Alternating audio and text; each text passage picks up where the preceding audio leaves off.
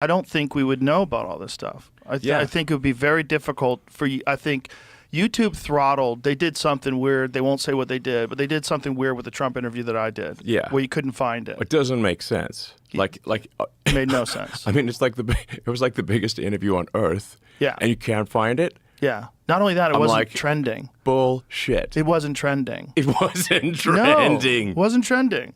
You're like, there's just no excuse for that, man. No excuse. There's no excuse. It was getting 1 million views. What was it? 1.4 an hour at one point in time. 1.5 an hour. Yeah. And it wasn't trending. Yeah. And it's like your channel is a known channel. It's not like it was started yesterday. It's like yeah. It's like this is a high trust. Yours is a high trust channel. It's like you're not trying to scam crypto coins or something, So well, thank God we put it on X as well. Yeah. Because I think just with your account and my account alone, it's like 70 million views. Yeah. Yeah. Exactly. Yeah. Well, it's like you can't hide things anymore because of you. And if it wasn't for you, I think they would have had total control of social media by now. Yeah. They would have they banned so many accounts during the pandemic, so many dissenting scientists and doctors and physicians. They banned so many conspiracy theorists, so many people that colored outside the lines. They would have done that everywhere, and it probably would have.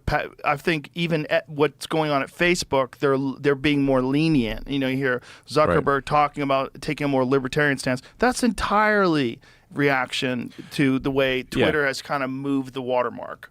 Exactly. So, as soon as any company steps out of line and is willing to actually have the truth debated on their platform, it forces the other platforms to allow things to be more truthful, to not censor, because their censorship becomes glaringly obvious. Yes. Yes. And the best thing I found as a rebuttal, like if there's a hoax, is just go to the source material.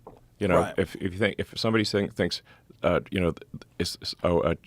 said that we should put Liz Cheney in a firing squad, I'm like, let me send you a link to X so you can watch his video. That's the best way. Yes.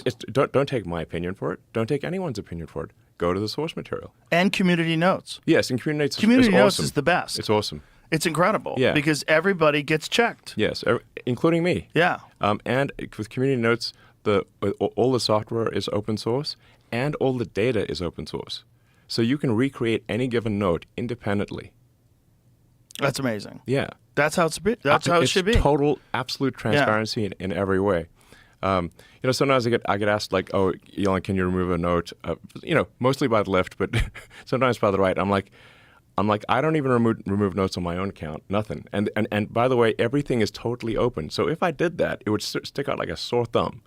Immediately. Like it's not going to be subtle. That is the best counter to misinformation. Yes, absolutely. Yeah. Like let everybody look at it and say, okay, here's what the actual facts say. Yes, exactly. Yeah. The counter to misinformation is better information. Not just that, but having it checked in real time by the community. So you have millions of people that can go over it and debate whether or not this is true or that's true. Yes, and like I said, like the best way to understand the truth of things is don't take anyone's opinion for it. Look at the source material. It's like look at what someone actually said. Look at what someone actually did. Look at the real videos of the situation, and then you'll know what's real.